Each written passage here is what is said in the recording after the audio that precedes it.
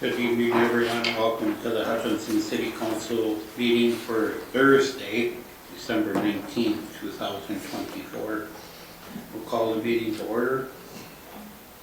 Approve the council agenda. Any agenda additions or corrections? Mayor Council, how many additions or corrections for you?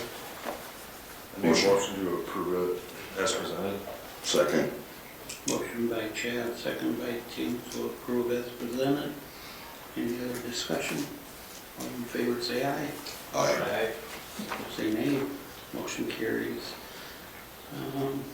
We'll just, invocation should have been by Harvest Mission Church, but Don't see anybody.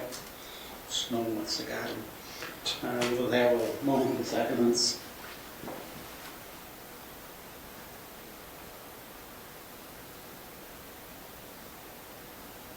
Next is Pledge of Allegiance.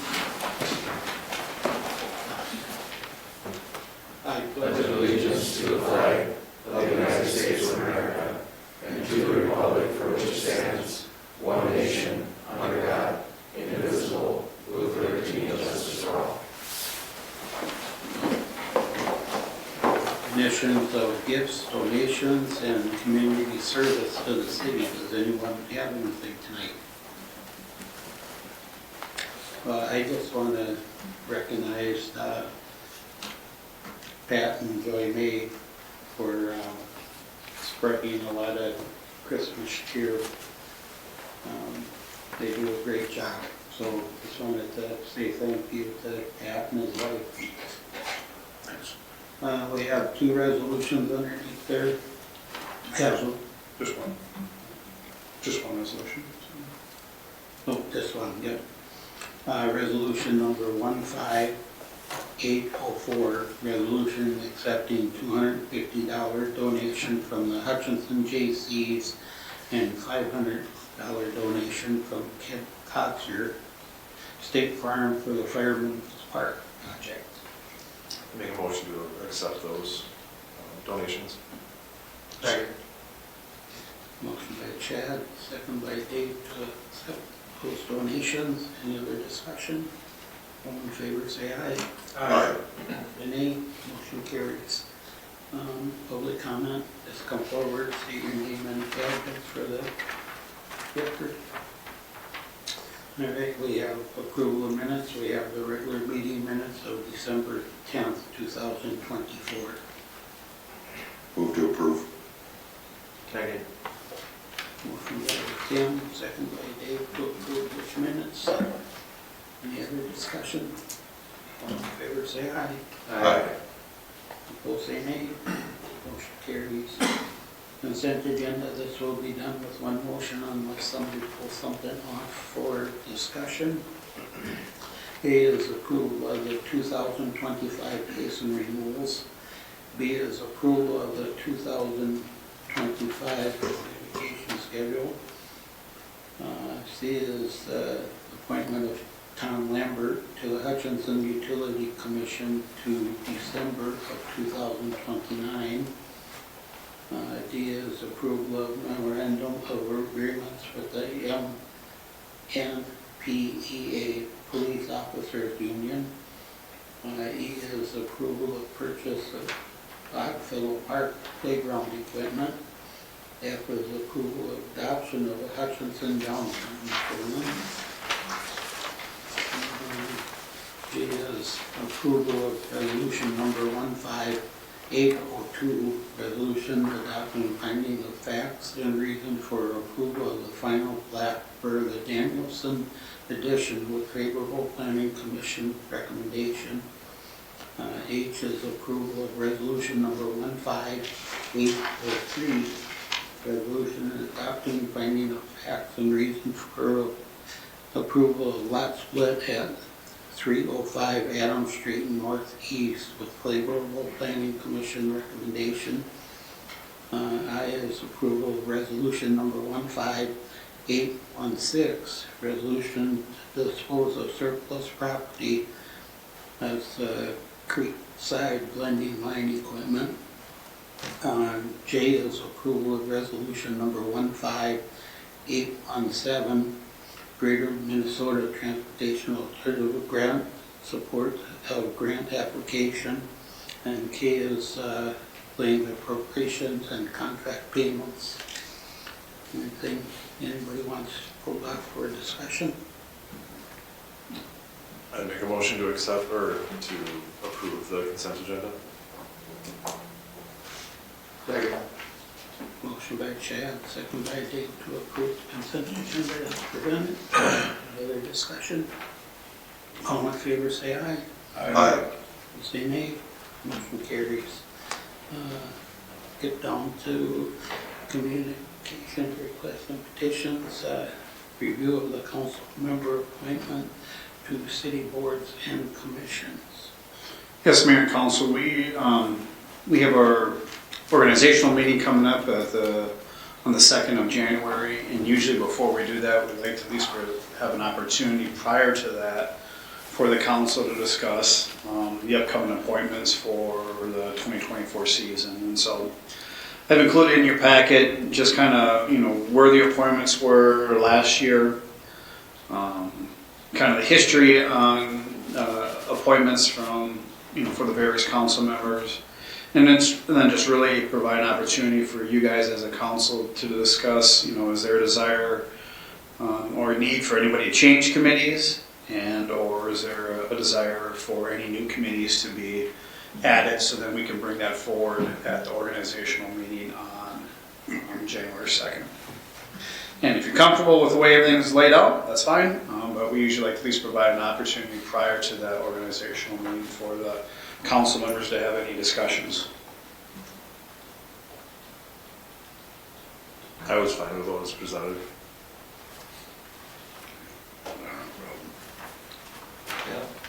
Everybody's comfortable. Really give somebody an opportunity if they want to be on the board to speak up now. I know the Downtown Association, I think we're going to try to get that up and running again. So I'm on that one. If we have it on there, we just know that it hasn't been active, but we're still appointed to that. Yeah. So I think we're going to try to get that up and running again. So, but otherwise, everybody else good with where we're at? Okay. Alrighty. Moving on. Under no unfinished business, under new business, resolution number 15805, adopting the 2025 City of Hutchinson fee schedule. Good evening, Mayor and Council. Like Gary just said, we're here to seek approval from the council for the 2025 fee schedule.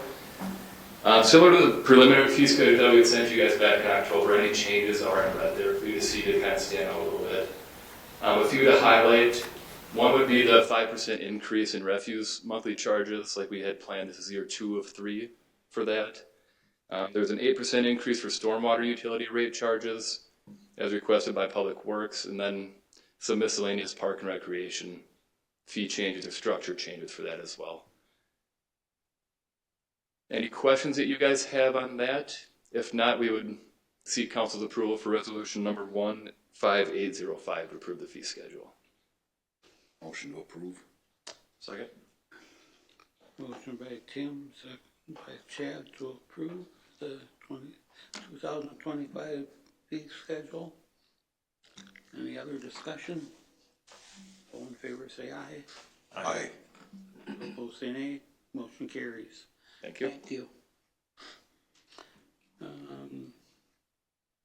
So resolution number 15818, resolution adopting the 2025 comprehensive plan position classification table and pay grid.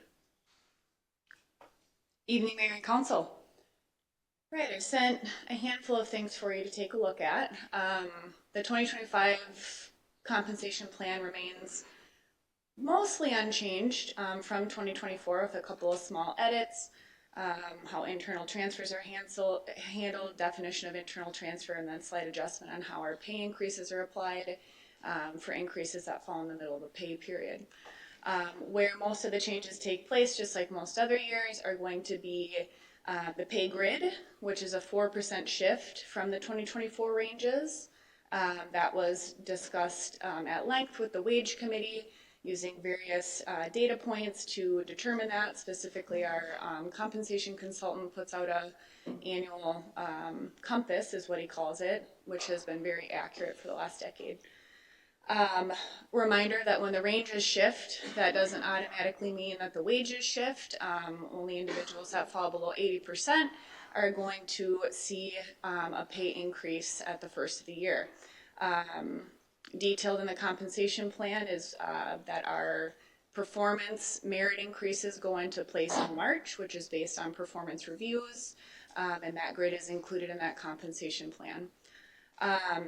This year we had a number of reclassifications, or I guess a couple more than we typically have, and then the addition of the fire inspector and firefighter position, which is included on those that classification table. The reclassifications go through a lengthy process where I meet with the department directors, go through, make sure that the job descriptions are very accurate. We go through our compensation consultant, make sure that everything looks good there, and he is the one that actually grades those.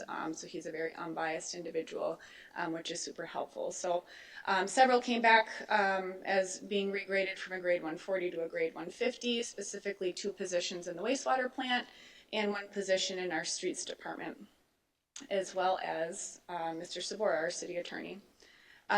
Also on the classification table, I note here just a couple of titles that were removed as part of cleanup efforts.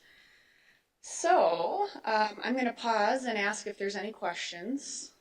Kelly, just to add for council members, when you may ask about what prompts a reclassification, a lot of times it's either going to be something that's changed within the job duties, or there could be a change in some of the market dynamics, or it could be a combination of both. So, there's a process that we have to where department heads can request that those positions be looked at. Mm-hmm. Done that.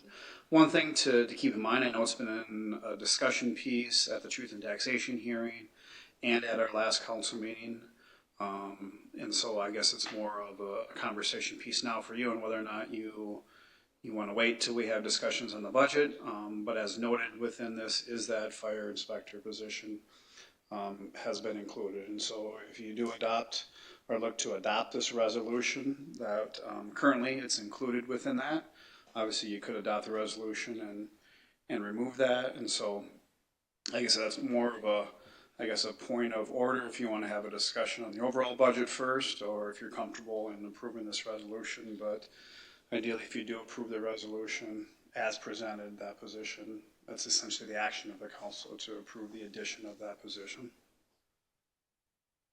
Thank you for the clarification, Matt. Mm-hmm.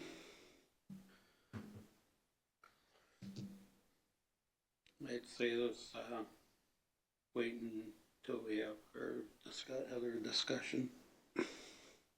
No, I'm fine. I'm okay with voting on that. Likewise. So we're looking for a motion to approve, right? Well, sounds like people want to talk about the levy before they talk about approving a position, right? Yeah, I mean, that's what I'm asking for. If there's a desire to talk about the levy and the budget first, I would say hold off. I guess, Mayor, I would maybe look to table this and table it to the additional items. I would maybe look to table it until after item number 14. Yeah. I'd make a motion to table it till later in the meeting. I'll second. Motion by Chad, second by Tim to table. That's still the other discussion. Any other discussion? All in favor say aye. Aye. Opposed? Okay. Thank you.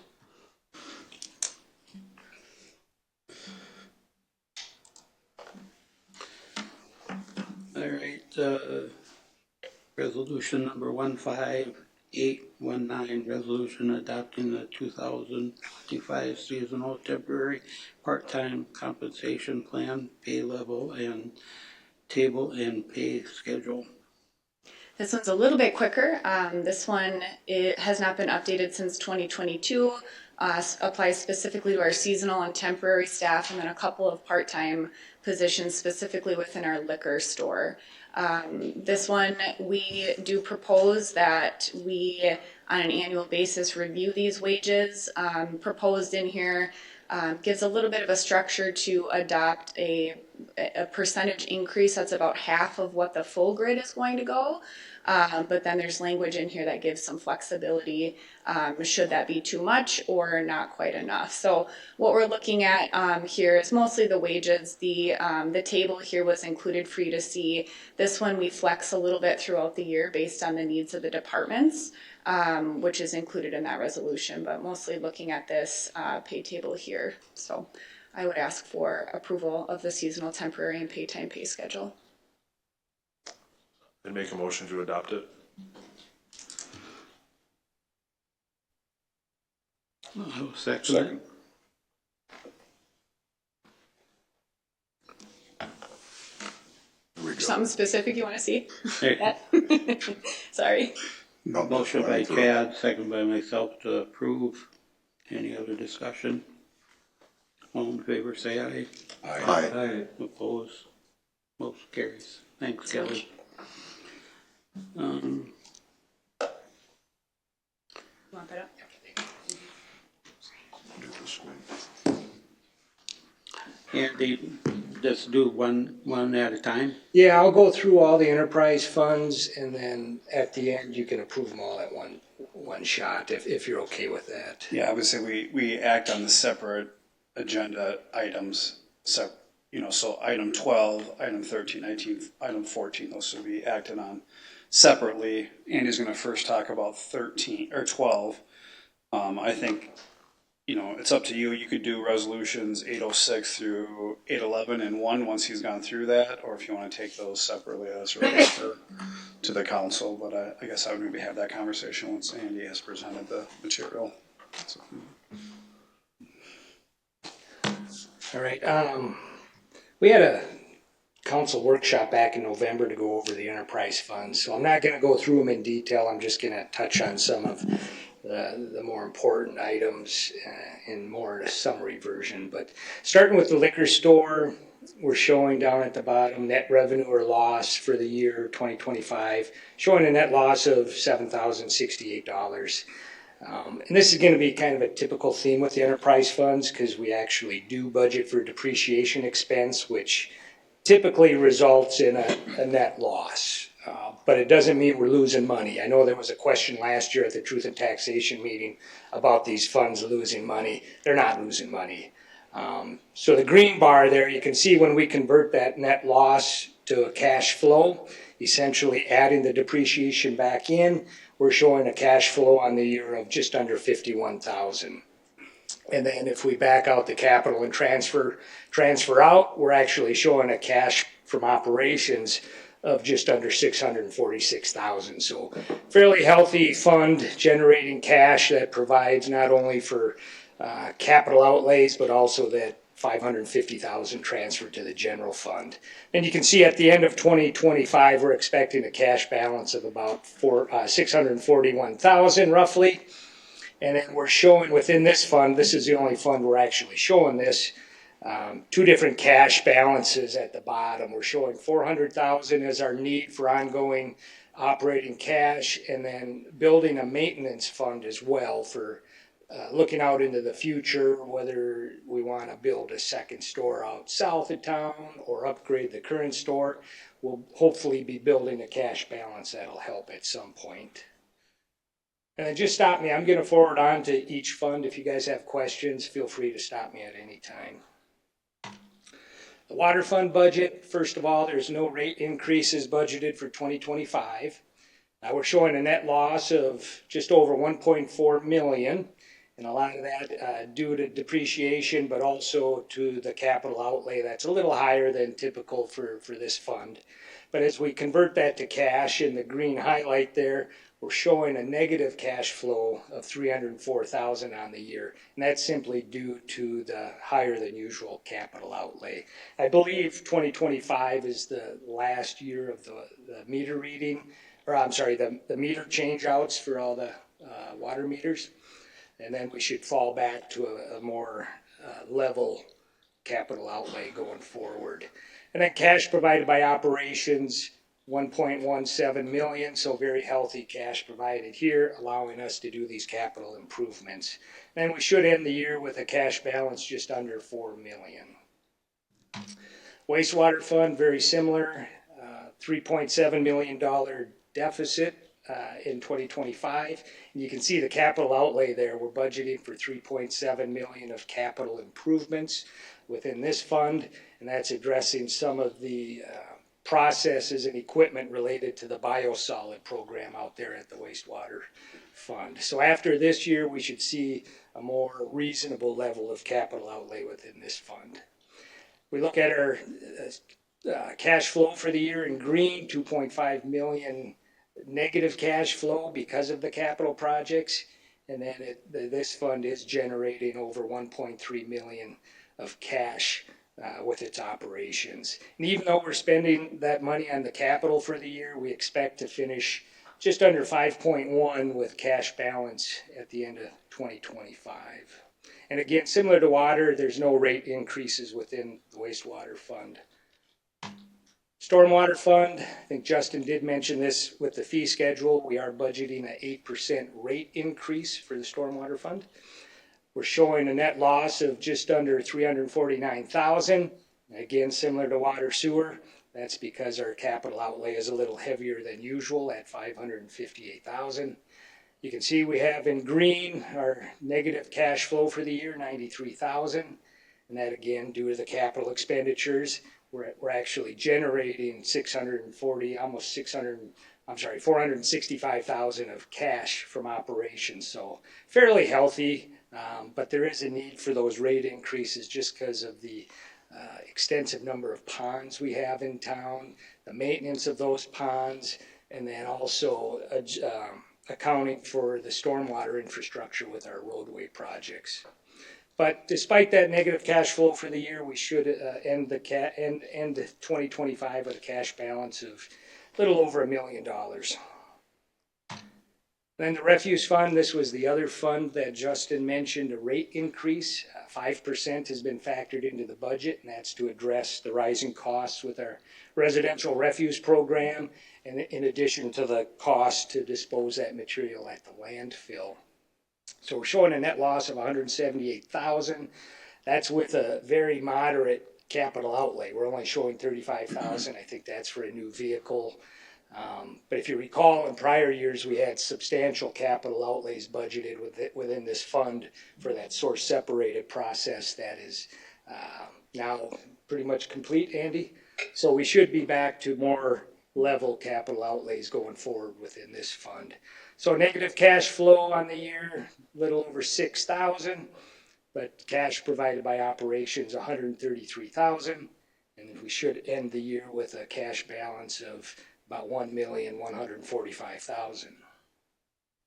Well, one other item of note here, the transfer out, we typically have just one transfer, the 55,000 to the tree disease mitigation fund. Those monies are used to deal with the emerald ash borer and other tree diseases. But for 2025, we're budgeting a $50,000 transfer to the stormwater fund to help fund a $136,000 leaf vacuum out of the stormwater fund. So there's some benefit for the refuse fund with that leaf vacuum. Those leaves are delivered to Creekside, and the refuse fund receives the benefit of those leaves being composted into a soil product. So a little bit of cost sharing on that leaf vacuum. Then finally, compost fund showing a net loss of 471,000. Some of that is due to our supply of Bitcoin being depleted here in 2024. We don't expect to have any Bitcoin for sale, or a limited amount for sale next year. So obviously our sales are quite a bit lower because of that, and that's contributing to the net loss within this fund. You can see in the green shading there at the bottom, negative cash flow of 111,000.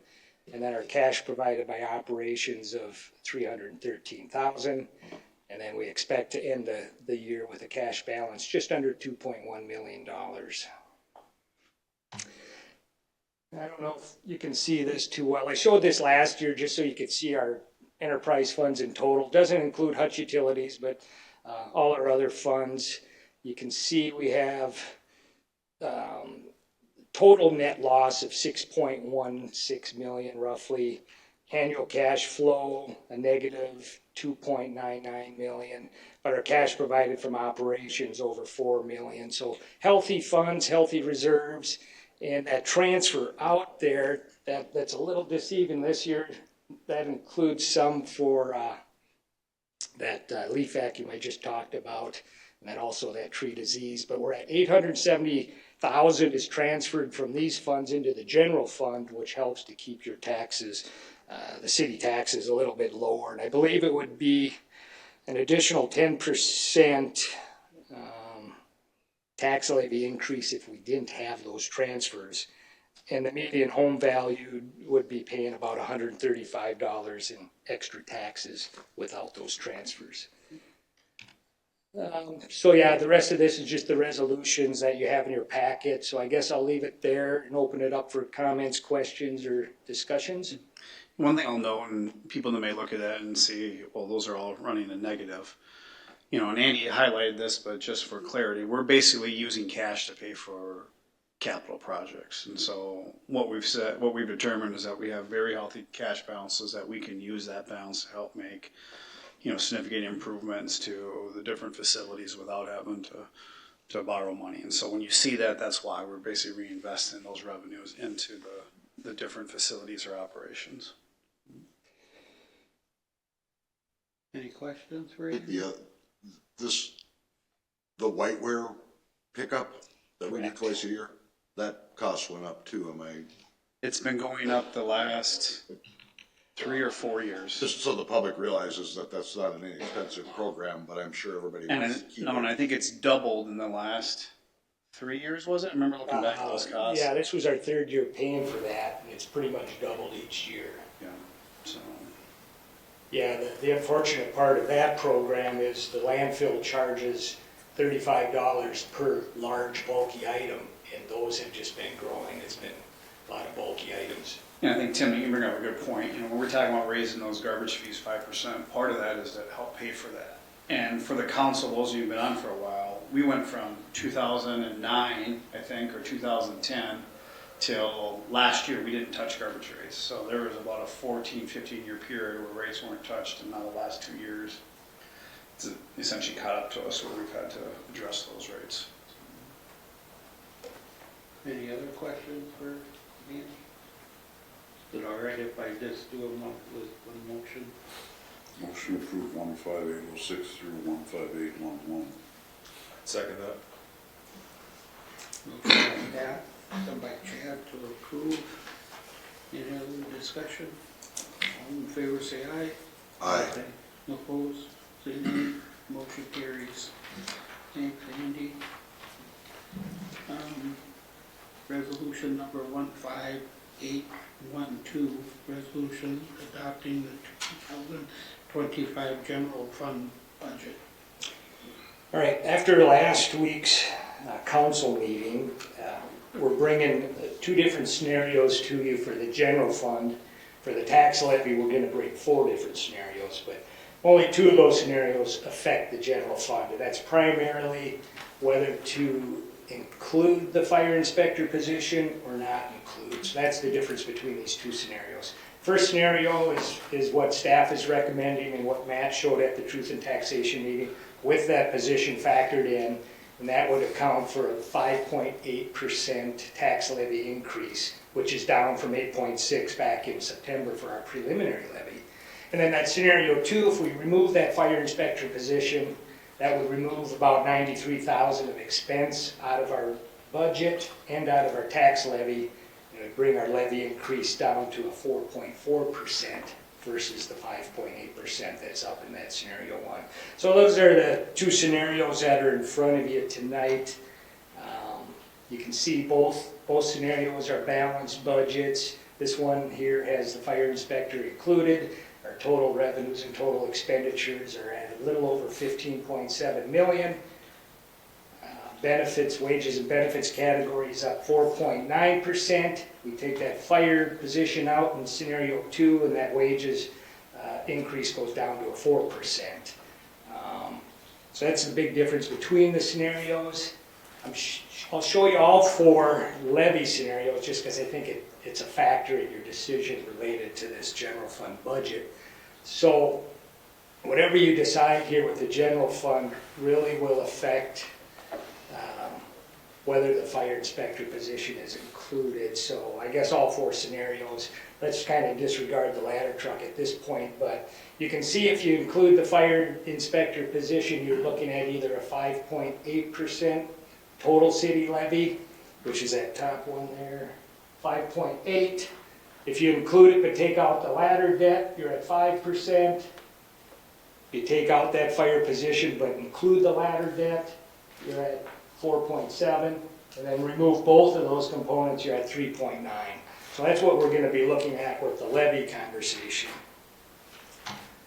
And then here's the proposed tax impact of those 4 levy scenarios. The column in green is what staff is presenting, and again, that's what was presented at the Truth in Taxation meeting. It has that 5.8% levy increase and an impact to the median home value at the bottom of $164 increase to city taxes. And then you can see the impact of each scenario 2, 3, and 4, the impact on not only the tax levy in yellow there, but also the impact to the median home value. Then on the far right is what was approved back in September for the preliminary levy.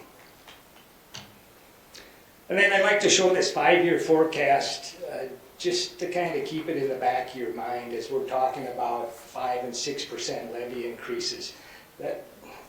This 5-year forecast is fairly conservative, but it doesn't factor in any new services. It's as is. This is what we currently are operating as, although it does have the fire inspector position in it, but there's nothing new added for 26 through 30. So if we just stay as is with wage increases averaging where they have been, and nothing really out of whack with medical insurance increasing higher than normal, we're looking at 6 to 7% levy increases. And that's kind of what we were showing you coming into Truth in Taxation meeting. However, we did have a $100,000 reduction in our workers' comp right before that Truth in Taxation meeting. Otherwise, we would have been upwards of 7% instead of the 5.8% we're showing you now. So right in line with what we've been showing you in these 5-year forecasts. And then you can see below that second box, I guess. If our revenues didn't increase, our charges for services, our fees, we'd be looking at those numbers in red would be the levy increases just to keep up with our wages and benefits. So obviously wages and benefits is the biggest component of this budget and our biggest challenge. So I guess I'll leave it at that and open it up for questions or comments. And then at the end, we just need to approve a budget, whether it's scenario 1, scenario 2, or if you guys have a different scenario you'd like to entertain. So it'd be my preference to leave the fire inspector position in. And then as far as funding the fire truck, it doesn't make any difference to me whether or not we bond for it or just take money out of the water and wastewater. But if we do take water and wastewater money, we have to be okay with bonding for infrastructure in the event we have to do some development. Because it sounds like there's some things cooking that we would need that money for, but we're gonna have to bond for one or the other. I guess the question I'm gonna ask, when is that first payment due on the fire truck? The first payment wouldn't be until 2026, but we'd have to levy for dollars in 2025 to have monies to make that first debt payment in February of 2026. Or we could use all reserves. Or we could all use, yeah, or we could do an interfund loan from water sewer. So there's still lots of options. And I was wondering if, we hold that part of the funding off of this year and we make the decision as that rolls over. One, because you're a future council, which is gonna have to deal with other things. That would be the way I would see it. I mean, yes, you're gonna either have to bond or do cash, but if we get into the next year where we start looking at that decision-making, if we have nothing roll down from the state on the wastewater where we're looking at an emergency or depleting reserves, we would have that option at that time. Well, I'm not so much worried about that scenario as much as I am about, you know, because it sounds like there's some developers kicking in for like major housing projects. And then we're gonna have to have some money ready to, Do infrastructure. yeah, so. I mean, if we have a big emergency with some weird regulation coming down, we're gonna have to bond for that, no matter what. Yeah, a lot of that infrastructure you're talking about would be water, sewer, stormwater, requiring either contributions from those funds or bonding, like you say. The good thing we have going for us is the majority of our debt falls off of the water sewer funds in 2026. I mean, I guess to get to Tim's point, and we shared this both at the Truth and Taxation and last meeting, you don't have to make a decision tonight on the funding of the fire truck. I think it's just, we need to keep in the back of our mind, the council, that we've already ordered it. That was, you know, the reason for that is because we saved, what, 300,000 or whatever it was by ordering it this fall. We know there's gonna be a payment in, is it 26 or do we have one at the end of Late 25 or early 26. I thought it said 2025. Yeah, I think 2025. Yeah, it just One in depends on the time. 2025, I would think of 600,000, Yes. we're pretty close to. Potentially, yes. Yes. So you just need to keep in mind that, and we've shared scenarios where you could make that first payment with, you know, we've got, was it 2 million that's not designated or $1 million that's not designated in capital improvement fund? Or you could take money out of the water and wastewater fund at that time. So you don't have to make a decision today. You just have to realize there is going to be a payment come due at the end of next year, I believe is what we showed. And like I said, we could use reserves at that point, and then you could make that decision next year to bond for it or to pay for it or none of that. But yes, you're correct. You don't have to make the decision tonight, but obviously that's in front of you for discussion and thought, consideration. I'd like to keep the fire inspector position in. And I should clarify, I'm not opposed to the fire inspector position at all, it's more the funding of the truck and what makes sense. And that's a good question for all of us, of, you can't read the future. Yeah, Andy and Matt have put a lot of thought in how we can do it. And I guess my question maybe for the council, and you know, I think it's for us as we kind of look at preparing for options, what's the concern with bonding for a fire truck?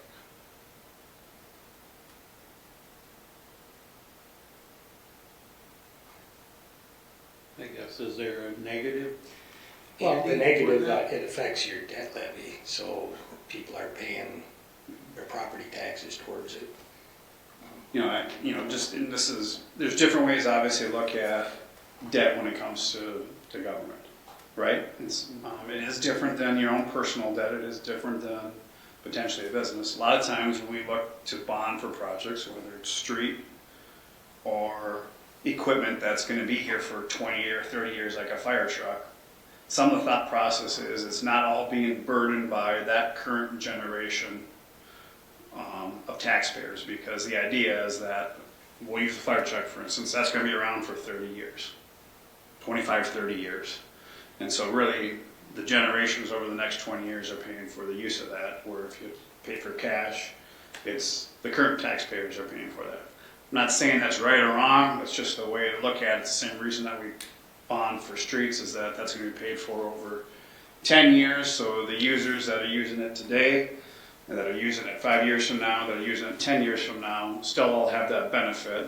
And like we always talk about, we have expected life uses for the infrastructure and the equipment. Like if all of a sudden the street falls apart within 10 years, our policy says we're not going to reassess for it too. So just something to take into account when we look at a project that's 2.1 million with a fire truck. So I'm not saying there's one right way or a wrong way. I think that's the direction we're maybe asking or looking for from the council, is is there a, does this council have a different philosophy, so when we're looking at some of these, we can prepare in advance for what we're bringing forth?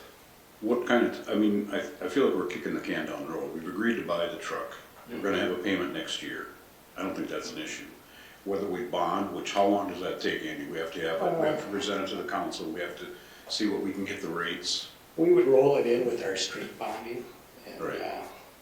Yeah, the one negative with bonding is you're paying someone else interest. If we did an interfund loan, we're paying ourselves interest. So that's one thing you can look at. I'm not in favor of using all cash reserves for this, because I don't want to have bare cupboards when we need it for development, but I think at the least we can look at those interfund loans and pay our water and sewer the interest versus private investors. Well, on an expenditure of this scale, we could do a little of both. We could correct? do both, right, right, and that's what we presented to you, I believe, at the last meeting, was a combination of, well, either using water sewer funds without a loan or interfund loans. So, yeah, we have time to discuss that. I think that the more pressing issue with this agenda item is whether you want to keep that fire position in. And then our next agenda item is the actual levy, where we can make the decision on the ladder truck. I would motion that we keep the fire position in. I would second that. So that's basically it. So, That's, so that'd be scenario one, right? you're basically committing to the 5.8, right? Not to the At a five. minimum of 5.0 is what you're committing to, because we haven't, Okay, yeah. the 5.8 in the general, right? So, Yeah, so it's either of those top two scenarios now, either 5.8 or 5.0 if you take the ladder truck debt out. Gotcha. I think if we go a point of order here where we go back to the earlier resolution deciding on the fire inspector, I think everybody's prepared to vote on that prior resolution, where we can do that and then we can come back to the budget. That's the motion. is that the motion you want to make? Yep. So Pat's revised his motion to approve resolution 15818. 812. Include. No, That's mine. 818, that's the. Oh, going back to, Yeah. Yep, that would be going back and taking care of that one, and then we So, can, yeah, so Pat's revised his motion, right? Pat and Chad, you've seconded that revision.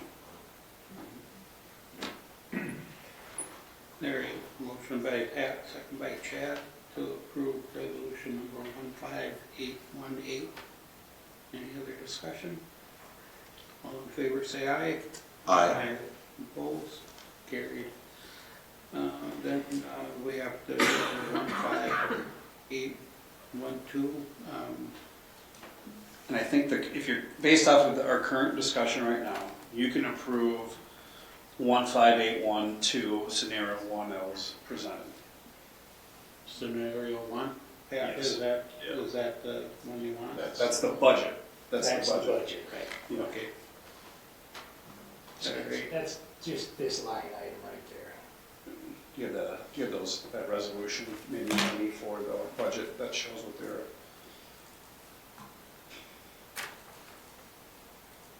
That's the scenario that you're approving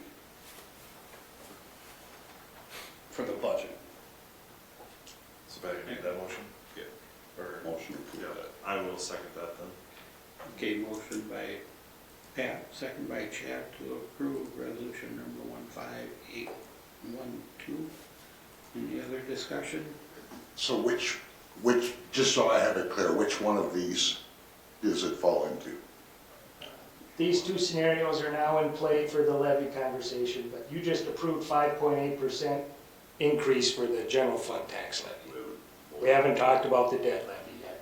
So both of these scenarios, 1 and 2, have the 5.8% general fund levy increase, which includes the fire position. Okay. So we can disregard 3 and 4 at this point. So is there anything to do with the fire truck in 1 or 2? The truck itself? Yep. Yes. One. No, hang on, we're getting confused Yeah. between the general fund and the Yeah, tax I think that- levies. yes. Yeah. So the general fund has nothing to do with the fire truck. So, okay, the truck's, Yeah. okay, that's what I was looking Yes. for clarification. Any other discussion? I'll call a motion. All in favor, say aye. Aye. Opposed, say nay. Motion carries. All right, Moving on to resolution number 15813, resolution adopting the 2025 general fund and debt service final tax levies. Okay, so we know we're looking at scenario 1 and 2 now, based on what you just approved with the general fund. And the only difference now is scenario 1 includes the fire truck debt, has a fixed 5.6% debt levy increase. If you take that ladder truck debt out, the debt portion is only a 2.8% increase. Total city levy under scenario 1, 5.8 increase. Scenario 2, 5% increase without the ladder truck debt in it. So those are the two scenarios now that we're looking at. 3 and 4 don't matter. And then here's the impact. Scenario 1 and 2, again, disregard 3 and 4. The impact of keeping that ladder truck in at this point would be $164 impact or increase the median home valued house. Or if you take the ladder truck out, $153 increase. So about an $11 difference to keep the ladder truck in or remove it. You know, I want to add, I think Andy, you brought up a good point. I didn't think about that in my initial conversation. I think when considering those two levy options, I think the question is, as Andy posed, do you want to borrow from yourself for a fire truck? Do you want to borrow from a third-party entity, or do you want to pay cash? That's probably really the three conversations. And I'm here to say you don't have to make the decision tonight. If you don't make it tonight, it's going to, you're going to have to then do it before you make your first payment in. It'll be the 5% if we don't do it tonight. If you don't do it tonight, it'll be the 5%. And you mentioned if we borrow from our funds, it's kind of prevailing rate, 4% somewhere in that area, kind of. Yeah, it's governed by state statute. A lot of our TIF interfund loans have been at 4%, but we'd have to look at with rates now coming down. Isn't it like prime rate plus 1%? I can't remember what it's. Yeah, I don't know if it's tied to prime, but there is state statutes we have to abide by. So I'm hoping we can beat 4% and get down closer to 3. But as you noted, you're basically, the interest is then being charged to the water and wastewater funds if you're to do it in a loan fund. I'd rather do interloan funding personally. You know, and I think to add to Chad's point, and I always hesitate bringing this up at a meeting because dirt's not moving. But we do know, and some of it has been public, some of it has not been public. Yeah. You know, right now, there are 3 or 4 housing developments that are being looked at in town. And just for the public, they're being looked at. Nothing has been finalized, nothing's gone to planning and zoning. I know 2 of them are looking at TIF money. And then, you know, who knows what else. We know there's people that are interested in commercial retail development on the east side of town, but once again, nothing solid or planned. And so, you know, if you wait 6 to 8 months, we may have a better idea of what may be happening, what won't be happening, and what type of needs that they may have of the city, if any. If we would have to maybe possibly look at some bonding for the infrastructure, to get those developments done. It's a possibility, yeah. I mean, I think that's. If you're doing that, you could put the fire truck in. If you need to ride that fire truck into it, you can ride that into it. Yes. I mean, I think that's the, you know, when we look at, you know, we've got healthy balances in the water and the wastewater.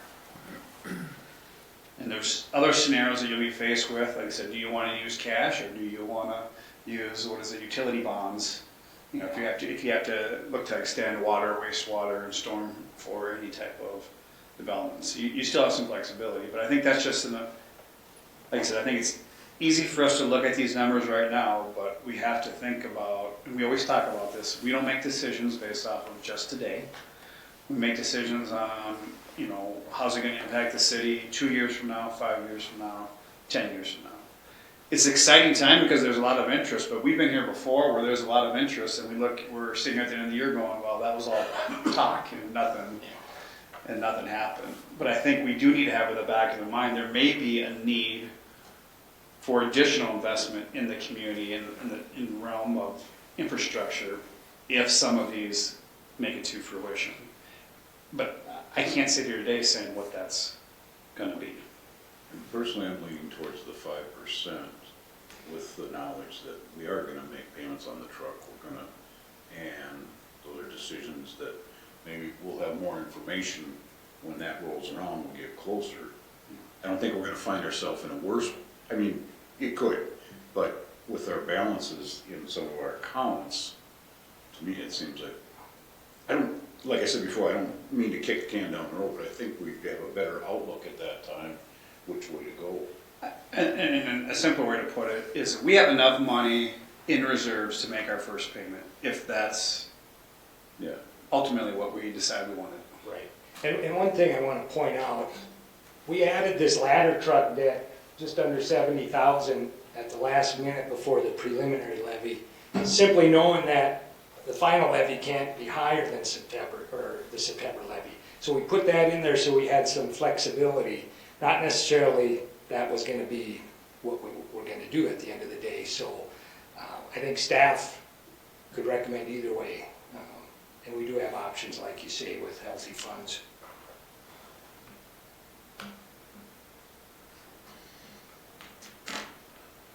I would make a motion to go with the 5% option. So that would be option, levy scenario 2. That would be this scenario without the ladder truck debt, yeah. Includes the fire inspector, removes the ladder truck. I agree with that one. I would second that. Motion by Pat, second by Chad to approve. Third by who? Correct. Option 2. Option Yep. 2. Right, Andy? Scenario 2, yes. Okay. Any other discussion? All in favor say aye. Aye. Opposed? Carries. Resolution number 1814, resolution adopting the 2025 HRA final tax levy. All right, with the HRA and EDA, which is next, they're both special taxing districts governed by state statute as far as how much levy we can approve here tonight. And that levy is based on a percentage of the estimated market value within the city. So the middle there, you can kind of see that calculation. For the HRA, it's a fraction percentage of over 1.5 billion in market value. So the statutory limit to the HRA levy is a little over 287,000, but the HRA board is requesting only 170,000 to fund its operations next year. So that's the amount, 170,000, that we're asking for you to approve for the HRA levy for 2025. Make a motion to approve. Second. Motion by Chad, second by Tim to approve. Any other discussion? All in favor say aye. Aye. Opposed say nay. Motion carries. Resolution number 15815, resolution adopting the 2025 EDA final tax levy. Okay, similar to the HRA, governed by state statute, the maximum levy for the EDA for 2025 is $281,771, and that's the amount that the EDA board is requesting for their 2025 operations.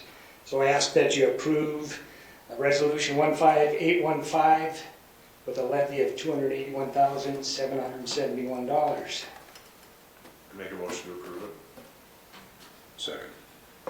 Motion by Chad, second by Pat to approve. Any other discussion? All in favor say aye. Aye. Opposed say nay. Motion carries. Thanks, Andy. 5-year capital improvement plan. All right. Just wanted to show this document again. I believe I showed it last year as well, but just to give a little more information on the 5-year capital plan. It's a very fluid document. We have several committees that are involved in creating this plan. We have the resource allocation, which focuses mainly on infrastructure and enterprise fund improvements. And we have our fleet committee and facility committee. Those committees Most of their time is spent on general fund, but they also do look at enterprise fund needs as well. These committees, they do their prioritization based on different criteria. The fleet committee has what they call a VCI, a vehicle condition index, that they use to help prioritize replacements. The facility committee has a similar index for prioritizing facility needs. So the committees are always constantly, year to year, looking at their priorities, and it's not uncommon for them to shift projects either back or ahead. And sometimes funding might be the ultimate factor in determining whether a project gets done, or perhaps a public safety issue at a facility, that could be a factor too. And then opportunities for outside monies may help. We've seen with the playground replacement, receiving private donations, sizable donations, specifically for the Shady Ridge playground replacement. That actually brought that project a lot quicker than it was originally planned. So that's been a very good partnership with the public, raising those donations towards those playgrounds, which stretch the city dollars even further. Then one important thing I want to point out, the monies within this plan are earmarked, but they're not appropriated. The appropriation comes at the time that they're approved either by council or Matt, and then a purchase order is executed. That's when the monies are actually appropriated. So I think a lot of times people look at this plan and think that just simply by being on here, it's approved and it's a done deal. That's not the case. Still has to go through our purchasing policy guidelines and approvals. And anything over 50,000 comes to council. Anything under 50,000, Matt can approve. And I showed this last year too. I think it's a good sheet just to show where our local government aid goes to. We're expecting to receive just over 3.1 million in LGA for 2025. Half of that, our policy has shifted half of that to the general fund to fund for our general fund operations. And the other 50% primarily goes within the capital projects fund. A little over 1.501 million goes to the capital projects. And then for 2024, we carved out 50,000 to the equipment replacement fund. So that's where the remaining 50% of the LGA goes towards. And just to hit on some of the big plans within the capital projects, we have that facility plan, getting 800,000 a year, and that's dedicated to our general fund facilities. Our enterprise fund facilities fund their improvements themselves. None of the LGA goes towards those enterprise funds. So we're focusing on building envelope, the roof, HVAC, interior components such as the flooring, windows, restrooms, parking lots, sidewalks, ADA compliance. And then with Park and Rec, they have a lot of these recreational facilities and amenities that we also include under the facility plan. Ball fields, lighting, stands, restrooms, tennis and pickleball courts, library, pavilion, depot, and historic church. So a lot of things within this plan which fights for that $800,000 funding.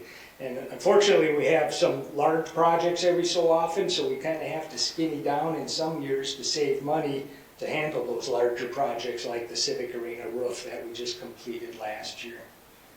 Then we have that playground replacement plan. We're funding $50,000 a year out of our LGA towards replacements of those playground equipment, which prior to 2020, we didn't have a funding source for those playgrounds. So this has been very beneficial for the city, and especially for Lynn, I'm sure, knowing that she has money to address these needs when needed. You know, just to interject, Andy, I think that's, as Andy highlighted with local government aid, that's a question from time to time. And what does that money actually do for the city?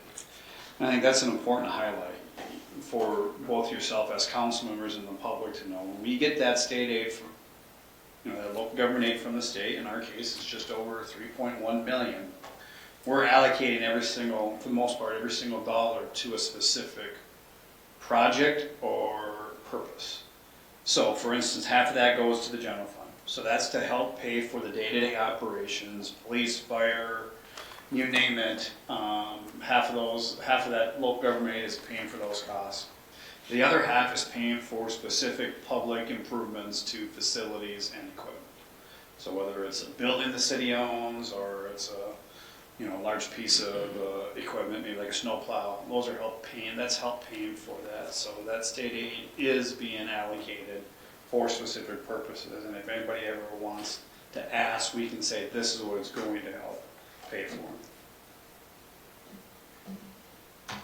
Then we have the miscellaneous infrastructure maintenance plan. This is overseen by Public Works, and then it comes to resource allocation to discuss certain projects as well. But it focuses on some of these improvements or maintenance that doesn't happen every year. So within the general fund budget, we do address some of these needs within that budget. But if we started including these as well, every other year, every third year, you'd see spikes in our expenditures in the general fund. So this is a good way to keep our general fund expenses fairly level by keeping these expenditures in a different fund where we can accumulate funds and use them as needed. As the other portion of this, if this LGA was all in the general fund and we didn't use it, it would go to reserves. Here, it's available to carry over year to year and use as needed. And then we have our equipment replacement fund. This is our vehicles and equipment, general fund only. Back in 2012, during the recession, our funding was cut. I think at the time it was decided we'd rather cut equipment than cut employees. So we were down to 192, a little over 192,000 in funding for our fleet, which was way under what we needed. I mean, I think at one point when Matt first started here, our need right now is down to about 9,000 with our current funding. That was 400,000 at one point underfunded. So we've made great strides over the last 5 years, increasing this funding to a level where we're about funding our 5-year CIP on average. Now the 10-year CIP, we have inflation built into our fleet plan.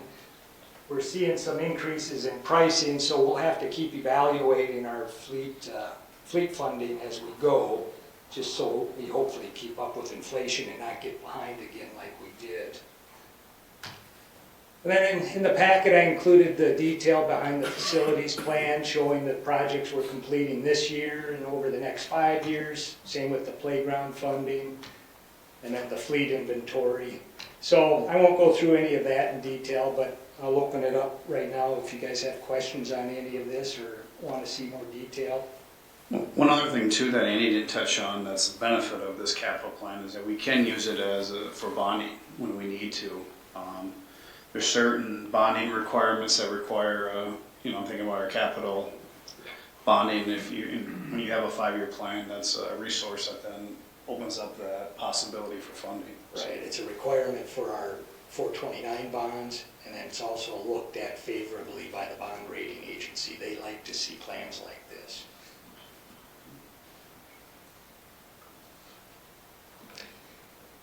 Any other questions for Andy? Motion to approve the 5-year capital improvement plan. I'll second. Motion by Pat, second by Chad to approve the 5-year capital improvement plan. Any other discussion? All in favor say aye. Aye. Opposed, nay. Motion Thank you. carries. Thanks, Andy. Governance, we have the City of Hutchinson Financial Report and Investment Report for November of 2024. Chief Gifferson, you got anything for us tonight? Not tonight. Lynn? Nothing. Mike, you got anything for us? Merry Christmas next week to everybody. That's what I meant. How about Creekside Andy? You got anything for us? Yeah, nothing. Justin? Andy? Nothing further. Nothing further? You talked out? Yeah, I'm a good horse. Andy's favorite meeting of the year. My EDA treasurer. Kelly, you got anything for us?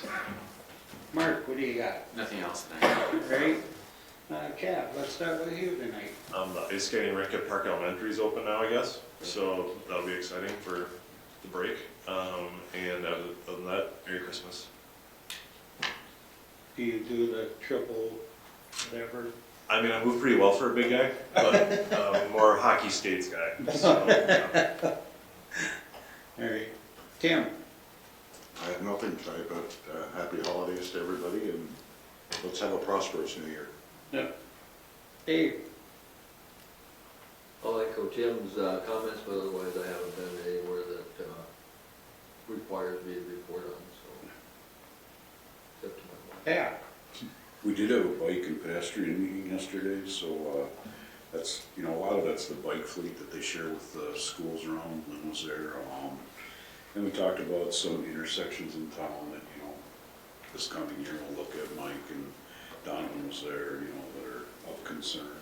But they did purchase, I think it was, Lynn, was it 5 or 6? There's, believe it or not, which is kind of surprising, some of the teenage kids that use these haven't ridden a bike. So they actually purchased some bikes that are, they're coaster bikes. That's a bad term probably, Lynn, but Strider bikes. Strider bikes, excuse me, but it basically, I mean, it's kind of surprising to me, but it was a thing that they really needed, and just kind of talked about the upkeep of it. It's a very popular program. Winstead now wants to get involved. Glencoe is interested, and it's a nice program that provides bikes for, I think, what, we're going to 3 communities now, or 4? It touches about 5,000 students a year. Yeah, so it's pretty cool. And again, like I said, some crosswalks and stuff that they'll address, but happy holidays, that's all I got. Matt? Just a couple reminders, city offices will be closing at noon on Christmas Eve, and then we'll be closed all day on Christmas, obviously, along with New Year's Day. Our organizational meeting, just a reminder, is Thursday, January 2nd at 5:30 back here. I know we did put something on social media today that we are not declaring a snow emergency with this first snow. But the crews are going to be out again tonight, plowing snow. So for anybody in the public that may be watching, if you could try to stay off the public street, yeah, would appreciate it. So, and just lastly, I do appreciate the budget discussion tonight. There's some additional things that we're going to be looking at next year. I think we've got slated right now in 2026. Really our next check-in on our compensation plan. I want to have a conversation with the council next year on that plan. I think it's, when we look at that budget, we see it's 68% of our general fund. So I think from the way we currently pay our employees, that policy, that direction was established probably 15 years ago. And it hasn't changed since then. I think we need to have a conversation to see, are we still comfortable with the way our plan acts and is enforced, because if we're not, we're looking at 2026, and that would be the time to then start looking at that. So I'll have more on that probably the first quarter of next year. And then obviously, this is another budget process that we've completed. Andy and I have been doing this together now for 10 years. If there's any desire to change something, let us know, because we've just gone through 7-8 months of working on it. It's a good time to reflect, to go, hey, I like this, I don't like this, so we should spend more time on that. Please let us know, so then as we get ready, really in 4 months, to begin the 2026 budget process, we can do that. So otherwise, that's it for me. So. All right, for meetings, I had just HRA, and not too much to report on that. But time of year, I got to put my fire hat on tonight. Please adopt a fire hydrant. Clean them out. What do you say, Mike? 3 feet around? Sounds good. 3 feet Yep. circumference round. Help out the firemen. And on the other hand, too, make sure that your vents are free of snow around your dryer vents, all the vents. Furnace vents. And your gas meter, there is a breather hole on the bottom, so make sure that they're not covered up. Besides that, let's go and enjoy Christmas. Gary, I want you to know I did the fire hydrant on mine, right in front of my house and down the block. Well, thank you. I got. So that means when his house starts on fire, you better make sure you get there. I don't even want you to come. Probably it's wood and it's old, let her go. Well, on that note, I'll make a motion to adjourn. All right, Second. motion by Chad, right back to adjourn. All in favor, say aye. Aye. Opposed? Thanks, everyone.